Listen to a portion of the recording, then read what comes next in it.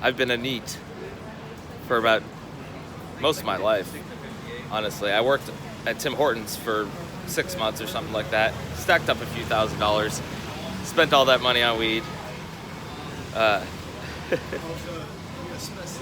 I realized I wanted to do music with my life, so I eventually embarked out to the West Coast, saw some of my favorite musicians, actually one in particular, Alan Holdsworth, great guitar player, great composer, does some really unique stuff, he was a big influence on my music.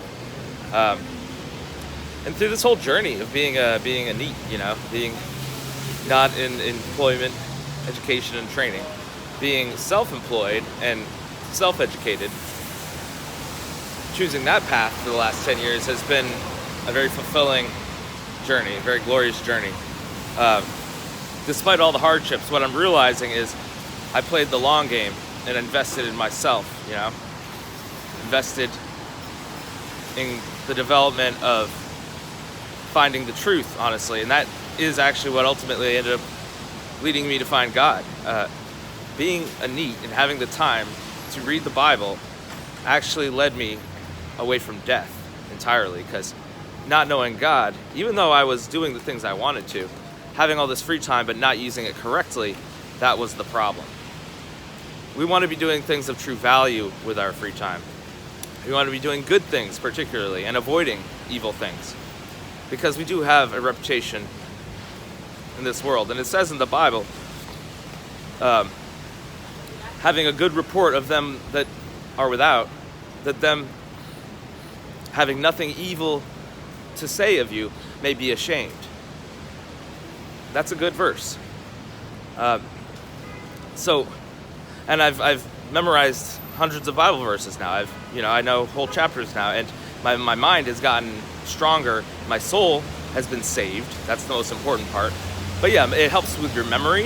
It helps with your ability to think. It provides a structure, a framework of not only morality and truth, but also, knowing your place in the universe and knowing your eternal fate, basically. If you are a Bible believer and you have understood the scriptures, you will be saved. You'll know you're going to heaven. And it's a very simple thing. It's simply through the death and blood, burial, and resurrection of Jesus Christ.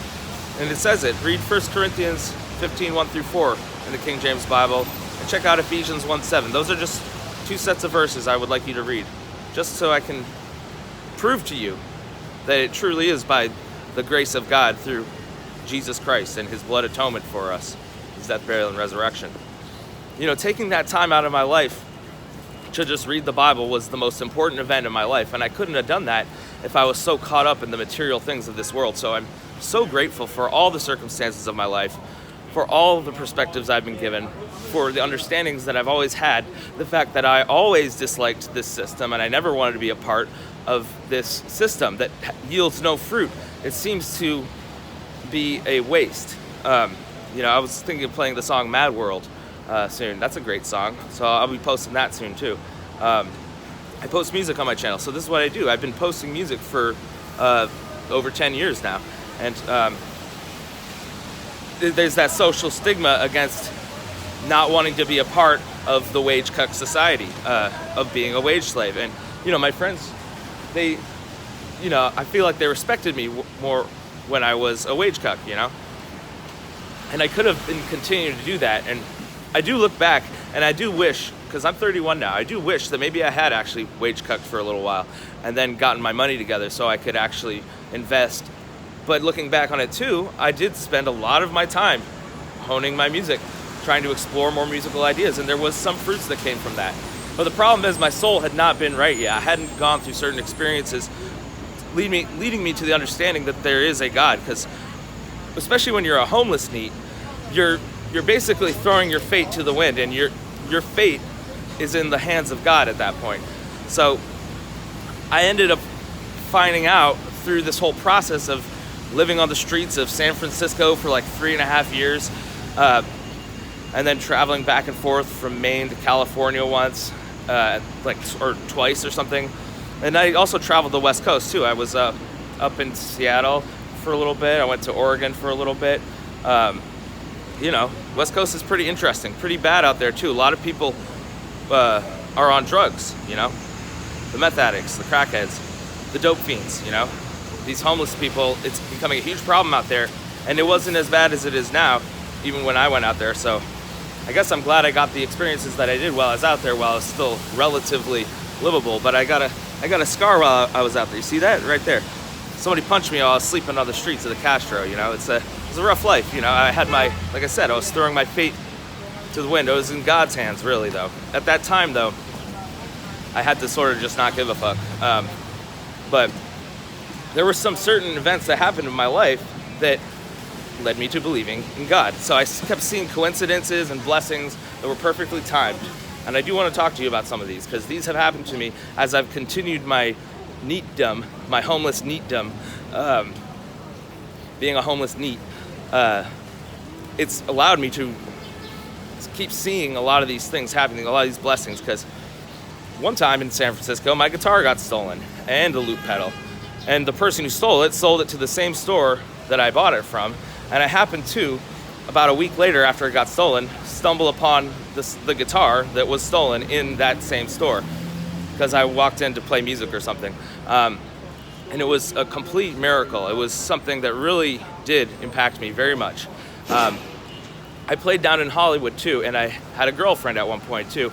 Had instruments stolen down there. A lot of instruments stolen. Keep getting your stuff stolen, it's tough. It helps you.